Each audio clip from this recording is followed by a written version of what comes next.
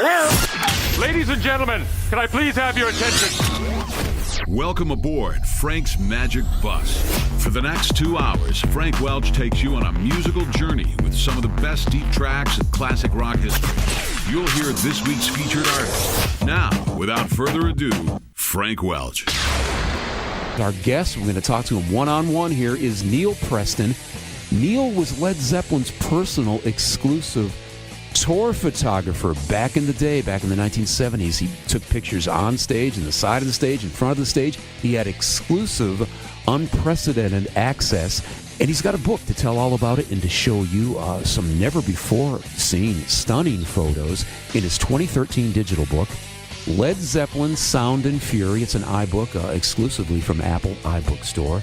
And not just the fantastic pictures he's got in this thing, but the stories he has to tell. Let's welcome Neil Preston to Frank's Magic Bus. How did you first hook up with Led Zeppelin? What had been your background as a photographer up until then? My background had been that I was in high school. Photography was my hobby. And I, like every kid my age, the big nuclear bomb was the Beatles being on Ed Sullivan. And at that point, I, like every kid in my neighborhood, I had a band, a little garage band, but I was a crappy musician and a better photographer. Photography was my hobby. And very simply, I started taking my camera to rock shows when I was in high school. And at that time, you could take a house in the front door. It didn't matter. And I started shooting concerts around my neighborhood in New York City. I happened to meet a couple of people who were concert promoters.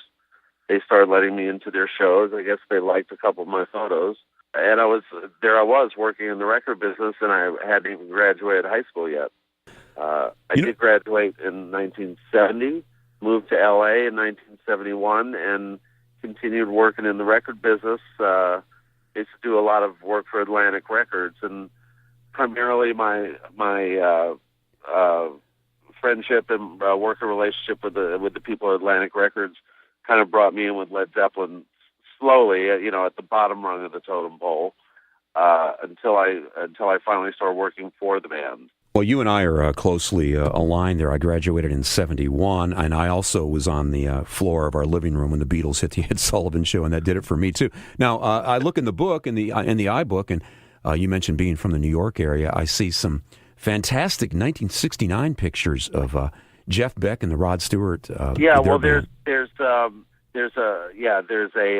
photo that's one of the first photos I shot, actually, of Robert Plant and Jeff Beck walking backstage at a concert at what was then called the Singer Bowl, which is now called the Louis Armstrong Tennis Stadium. I love the look on Robert's face because it was a Jeff Beck concert, and Robert and Jimmy and I believe Bonzo were visiting, and I shot that backstage as Jeff arrived with Robert and a couple of other people in tow, and you see the look on Robert's face, which is sure looks like he realized that he was going to be in the rock and roll business for many years and was going to have his pick of the candy store, if you know what I mean. In that picture, he kind of looks like a little kid with this smile on his face, like, wow, am I really here, I know, that's what I mean, boy, look at all the girls.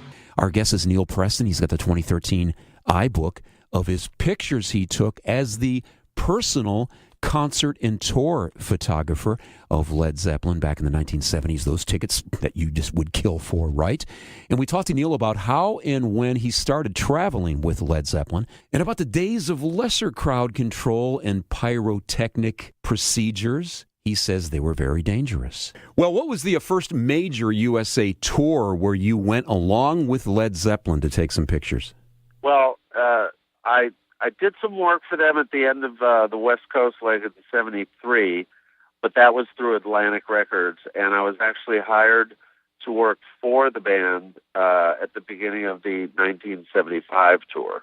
Now, I was thrilled to see a bunch of pictures that you put in the book, in the iBook, from the Legendary, and at the time, a record-breaking show in the Pontiac Silverdome in Michigan back in 1977. I was at that show. That's the only time I ever saw Led Zeppelin. I was just like a local trucker at the time near Detroit, where I was from, and I went to that show.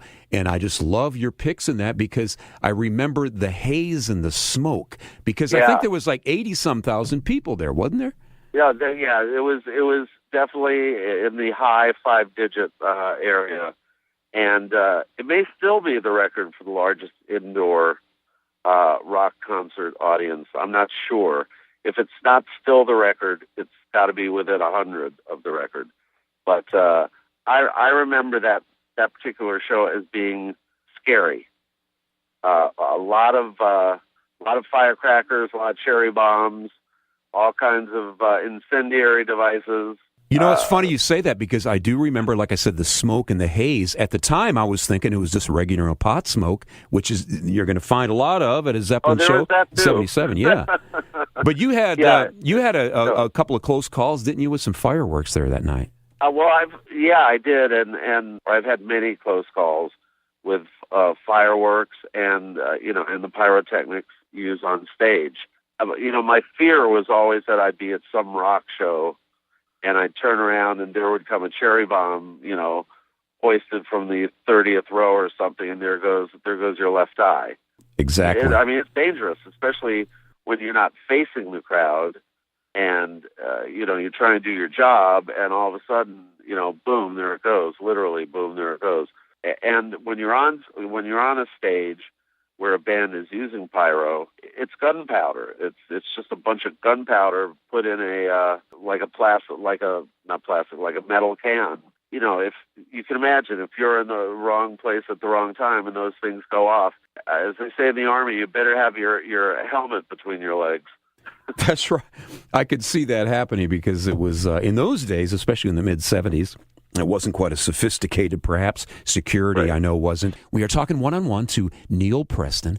He was the personal photographer for Led Zeppelin at concerts, on tour. We talked to him about how fast Zeppelin got in and out of shows in those days. In those days, when you traveled with Led Zeppelin to take all these great pictures in the iBook, what do you remember about things going on backstage? Do you think it was different in those days? Well, I don't know how different it was. The reality of this situation is we actually weren't backstage for that long. If you're talking about at the point where the band, in between when we'd get to the gig and the band would actually go on stage, because we would either limo in from the hotel or we would limo in from the airport because we would have flown in from a different city. Bands don't get to the dressing room for let's say an 8 o'clock show.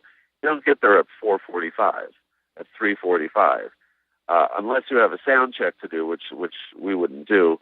You get there, half an hour before. You get there you leave enough time to put your game face on, as it were, and then you go on stage. So it's not the big party that everybody thinks maybe it was. These guys are getting ready for the show. They didn't really do quote unquote meet and greets, as they call them now. That's probably the thing that's most different these days is there's not that big choreographed 30 people in a room and everybody gets to shake their hand for a second and that kind of thing. We got there, they got ready for the gig, they did the gig, and when the gig was over, we did what was called a runner, which bands still do, which is the whole tour party gets on the limos, and the last people to get in are the band. As soon as the last song is over, they come off stage, they put robes on them, they get in the limos, the crowd's still yelling for more, and we're halfway to the airport, with a police escort. I think that's literally how it was. I think we've seen films of that. It would either be Led Zeppelin or Elvis before that would be in the limo on the way down the road, and the crowd was still in there chanting for more, for another encore. Exactly. They're calling for an encore, and we're on the plane ordering lobster.